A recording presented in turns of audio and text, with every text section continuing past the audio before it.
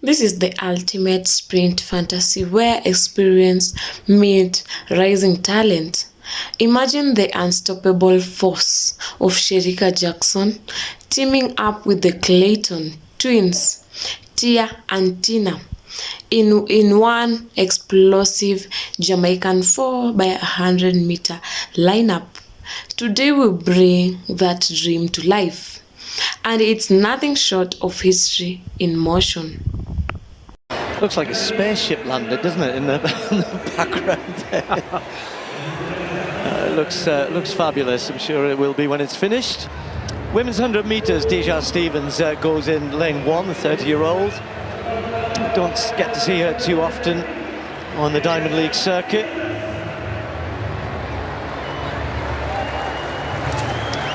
Brie Rizzo, the Australian, and like the South Africans, already had a big season, equalled her personal best in Perth at the Australian Championships, where she finished 3rd.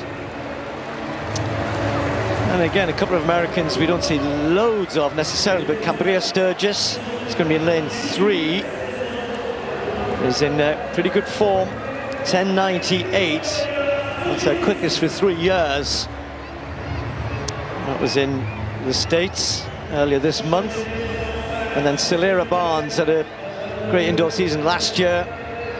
She was actually 3rd in the Diamond League in Doha at the beginning of last season, looking to get the Diamond League season off to a good start here. Won the national championships at 60 metres indoors, so no doubt Barnes will get out quickly. Not sure what to expect from Sherika Jackson, the great world champion.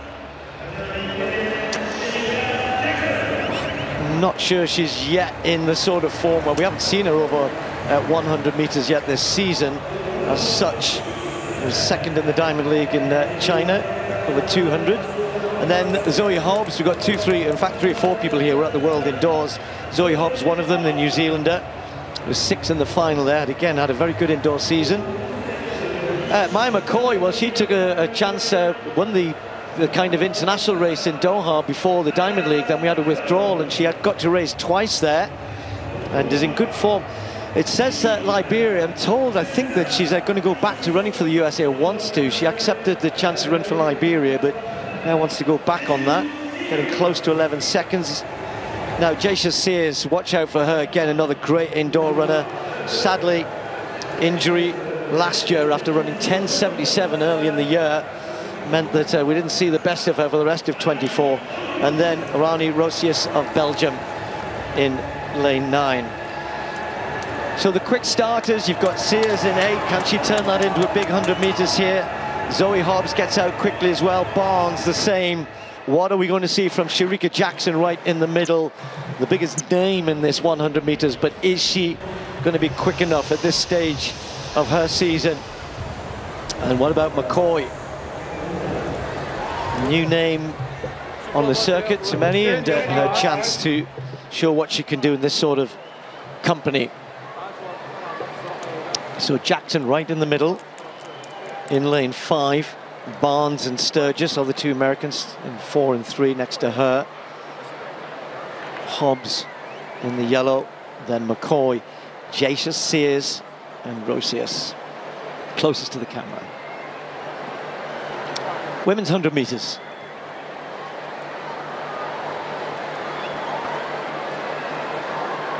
Sir.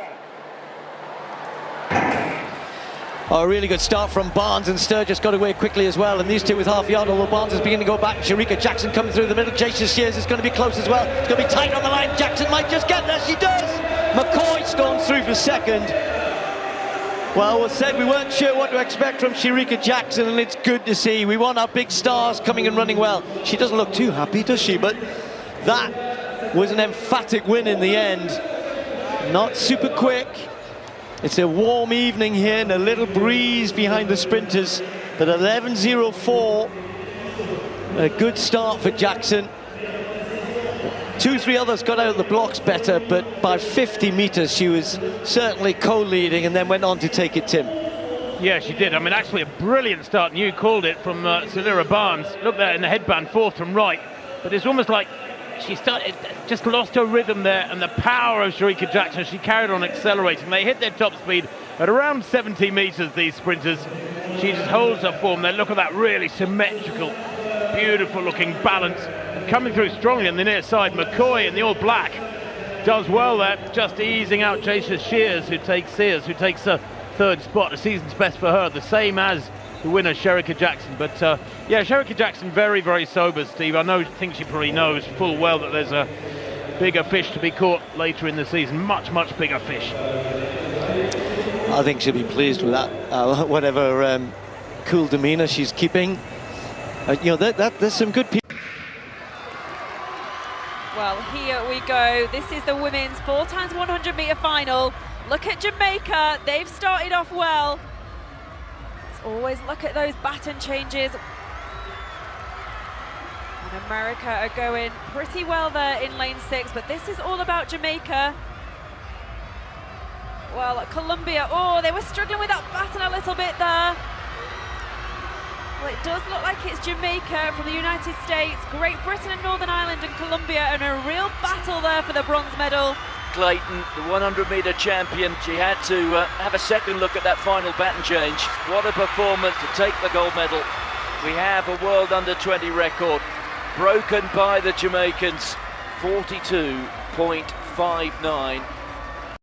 Let's take you back to Tokyo 2021, where Shericka Jackson helped Jamaica to capture 4x100 meter gold. Power, poise, and precision. Jackson's anchor leg sealed Jamaica's dominance to the world stage. But the story doesn't end there, because the next generation was watching. Fast forward 1 year.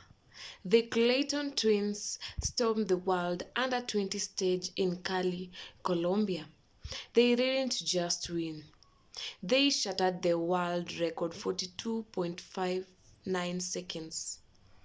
Unreal speed from two sisters with one destiny. Now picture this in Tokyo 2025. Lane 5, Jamaica's dream lineup. Tina Clayton on the start, Tia Clayton on the curve, a smooth handoff on Kerika Hill, and Shericka Jackson ready to close. The baton moves like lightning. Every step, pure synchronization. Every stride, pure dominance. The crowd roars. Jackson brings it home. Unstoppable, crossing the line with history behind her and the future beside her. Jamaica 40.80 seconds, a new world record. Let's talk numbers.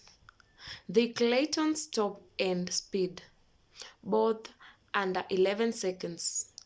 Shericka's anchor, world class 10.65 power.